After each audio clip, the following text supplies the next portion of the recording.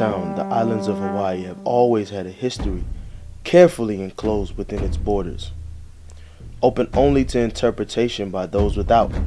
The picture is altered by outside rumors and speculation. The reality often dismissed due to the careful protected image that breeds tourism. When the layers are peeled back, you find a cold, dark, hidden history in which the neglect of the matter endures to this day. The lost tribe of Ephraim, Puerto Ricans as they are known today, have been coerced, enslaved, and hidden on this island for over 100 years. They are still today on the island, lost in assimilation, social obscurity, appropriation, and shame. The truth of the matter is, Puerto Ricans fell curse to a game of political and economic chess of which they were the pieces. How is it possible that a place known for its beauty, low crime, tourism, and world-class beaches could hold such a nightmarish past? We'll dive into the evidence and the mouths of historians and the scholarly documentation and let the truth find you.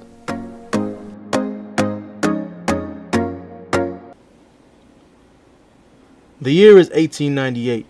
Long-standing tension between the United States and waning Spanish Empire begin to spike and inevitably come to a head when the U.S. warship, the USS Maine, sent to Cuba, is damaged by explosion and sunken. Now having the fuel and the support, the United States declares war on Spain. Spain, facing financial troubles of their own and rebellions in their distant territories, is soundly defeated by U.S. forces in just 6 months. This leads to the 1898 Treaty of Paris, which leaves Puerto Rico under the rulership of the United States. Finally free from the 400-year rule of the Spaniards, Puerto Ricans expect a lesser yoke, but are immediately subjected to the same colonial re-education the so-called North American Indians were subjected to that killed the Indian and saved the man. The oppressive thumb seemed no better than that of the Spaniards, but the continuation of their long and arduous existence happens on the other side of the earth.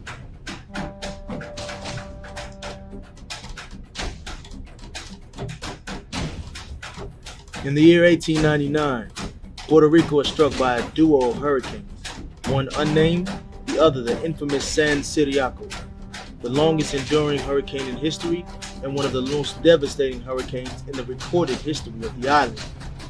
The financial devastation was equivalent to $626 million today. The hurricane left 3,800 fatalities in the Caribbean, with over 3,300 of those being in Puerto Rico alone. The plantation industries were effectively destroyed overnight, an all too familiar position that we've seen in Hurricane Maria in 2017. So now the Puerto Ricans sit in desolation and starvation with no citizenship, no support from the United States, and no international recognition as a nation of people. This provides a perfect opportunity for Hawaii's Big Five. The circumstances in Puerto Rico that drove the Puerto Ricanos to Hawaii, as given by most historians, were that the invasion by the United States Army had cut off all of Puerto Rico's commerce, especially the coffee. The United States also stopped importing the Puerto Rican sugar. There was a hurricane, San Ciriaco, on August 8th of 1899 that wiped out the southwestern part of the island, killing about 3,000 people, wiping out the subsistence crops that people depended on for their daily bread. Leviticus chapter 26 and verse 32. And I will bring the land into desolation, and your enemies which dwell therein shall be astonished at it. And I will scatter you among the heathen, and will draw out a sword after you, and your land shall be desolate, and your cities waste.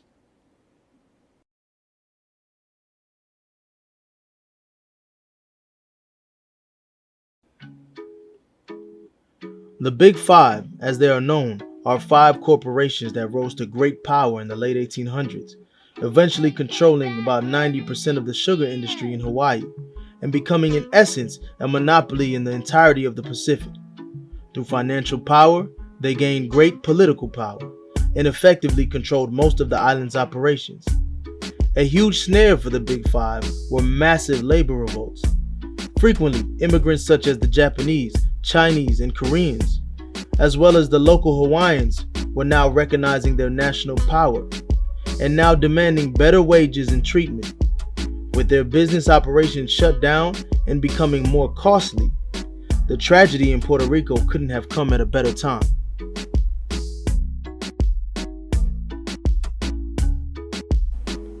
The plantation owners began an aggressive campaign to recruit Puerto Ricans that were out of work to come work in Hawaii. Newspapers were flooded with these ads, and headhunters were employed to find those that would make the journey. Despite the Puerto Rican skill and experience, the very reason stated for why they were called upon, a campaign of defamation met them immediately upon their arrival, which would continue on permanently.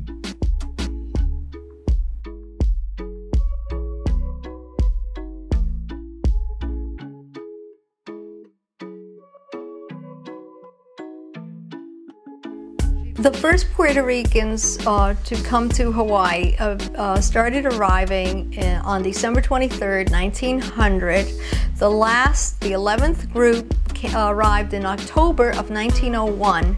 That was a total of about 5,000 men, women, and children.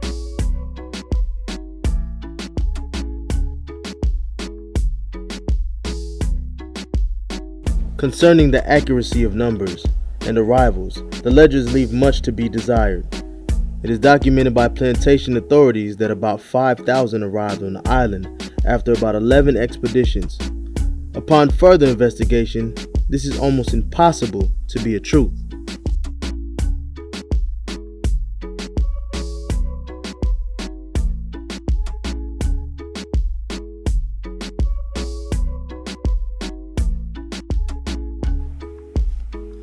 The expedition was arduous to say the least and filled with death and sickness. Quite often, Puerto Ricans were transferred by armed guards and fell victim to various sicknesses due to poor nutrition during the trip. A large portion of them could not or would not make the journey and elected to stay in or escape to California. The Puerto Rican population growth in places like San Francisco was relative to the growth in Hawaii. The fields were similar in burden to those of Puerto Rico, but the living conditions and the culture shock were devastating to say the least.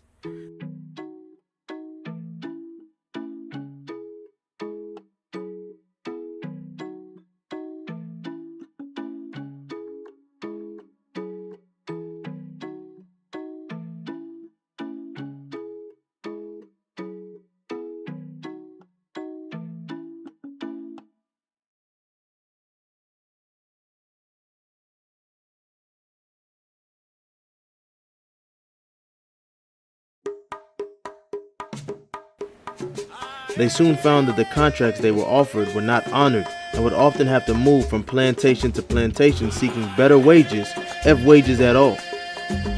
Other nations began to become fierce adversaries, the Japanese in particular.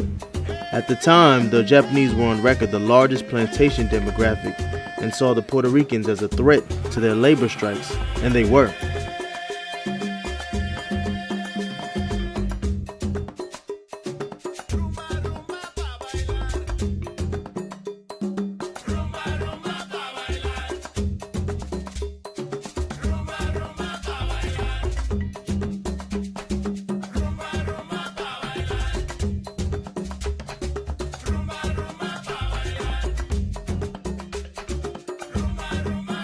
The Japanese plantation's population had passed 80,000 long before the arrival of Puerto Ricans, adding credence to the fact that there were more than 5,000 arrivals.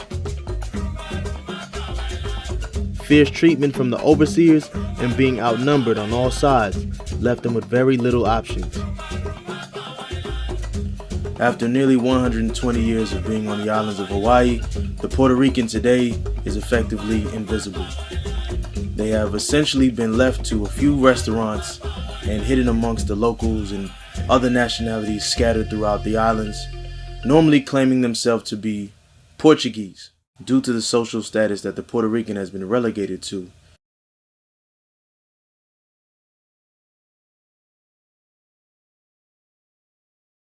Parents were born and raised in Kauai, and my grandfather came from he was born in Ponce, Puerto Rico, and he was raised in Aljunta, and my grandmother was from Peñuela. I used to listen to anything that has music, like from 7 years old.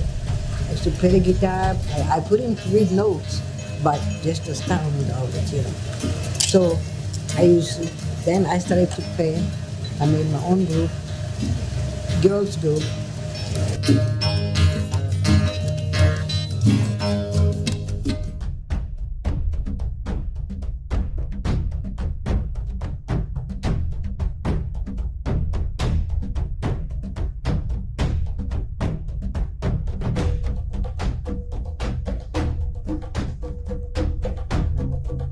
They didn't really teach too much about Puerto Rico when I was going to school.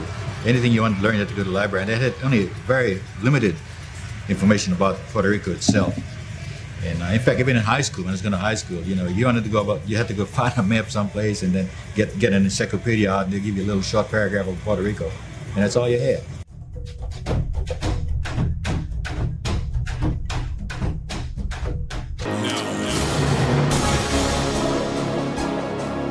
Praises to Yahweh Bahashem Yahushai, double honors to the elders of Israel. Today my point is that the Samoans and the Hawaiians are a lost tribe of the northern kingdom of Israel.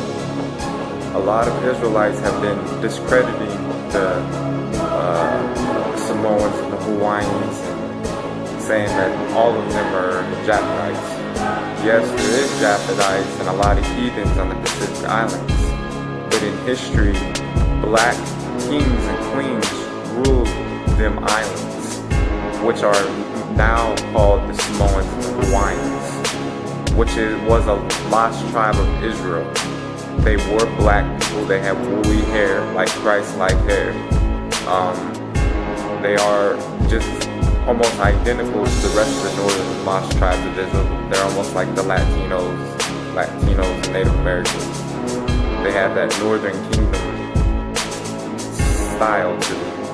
And yes, Samoans and Hawaiians are a lost tribe of Israel. All praise and glory go to the Heavenly Father and the Son, Yahweh Bahashem Yahushai. That's it.